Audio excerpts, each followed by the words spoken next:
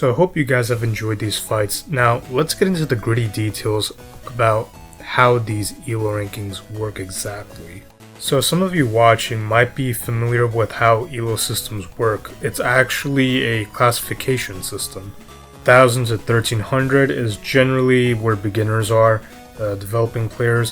1400 to 1600 are intermediate to advanced level players, and then 1700 to 1900 are players that are considered to be competitive. Furthermore, each of these classifications actually have a tier. For example, 1000 to 1300, usually around D tier, and you have like 1700 to 1900, it's like B and A respectively. And while a chess rating of 2000 isn't necessarily classified other than having a title like a chess expert, we can argue that it's S-class and above. Particularly for Battle Network 4, what I noticed was ELOs below 1300, they usually sucked. Like Roll, Gutsman, Kendoman, Videoman, they were genuinely pretty bad. But I noticed a certain edge in elos above 1300 like Aquaman and Protoman. Particularly when we started reaching like 1700, 1800, 1900, the navis were quite oppressive. In fact, other than Bass, the only one that could beat Duo was Thunderman, and it's because his Thunder Shock ability was honestly quite broken. Now, before I show the final elos, I would like to show you guys the final win rates, and I felt that those are actually a better determinant for how strong certain navis are. And to determine these win rates, I had to tediously have all the navis play against each other, and in some cases they couldn't even play against each other because the matches were glitched. So to figure out the final elos, what I did was I used key value pairs and I created them for every single navi. Using a Python algorithm, I had the navis pitted against each other, well, of course, other than against themselves. And well, the results were really interesting. I'd say after about 15,000 matches, the win rates were always the same. There may be like slight variations like 0.1% or 0.05%, but they were generally the same. In statistics, we have a theorem called the central limit theorem. As we begin to approach infinity, we begin to approach a single value as the random permutations occur. I had the navis fight against each other 10 times, and obviously the win rate against each navi is going to vary.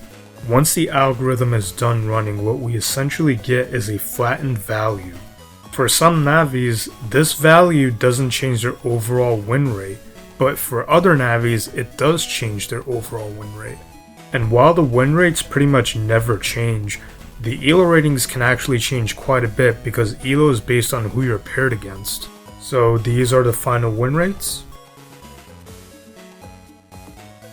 And these are the final elos. You know guys, I was hoping that the fight between Duo and Bass would have been a lot closer. And given how strong Duo is, I'm not sure if anyone can really stop Bass. I'm really hoping that maybe Serenade can do it. I don't know, man, it's just, when I see someone like Bass, I just want someone to be able to stop him because he's just so OP and so strong. Like, I wanted a really close final fight. Let's do one more fight. Let's buff Duo, give him 2 times buff on every single attack, and let's see how he does.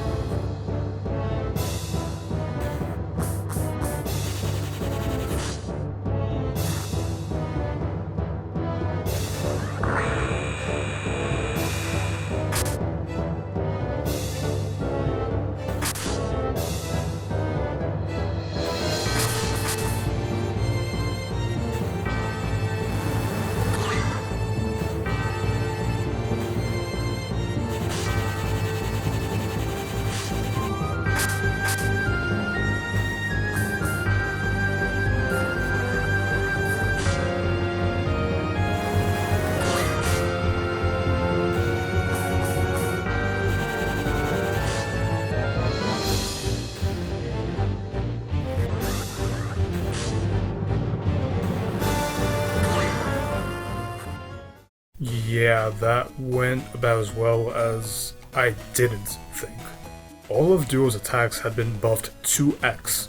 Even then, BassXX 10 ode duo. That is the difference in strength. This is what Serenade is going to have to go up against. This is what Chaos Lord from MMBN5 is going to have to go up against. This is what Alpha from MMBN3 is going to have to go up against. Of the three that I mentioned, I think the only one that may have a chance is Serenade because he's just really unique, but BassXX Darkness Overload is genuinely just really tough to handle. As for Chaos Overlord, maybe he has a chance. I don't know, he's weird, maybe he could do it. I don't really know. We'll find out in the future. Anyways, thanks for watching today's video, hope you guys have a nice day.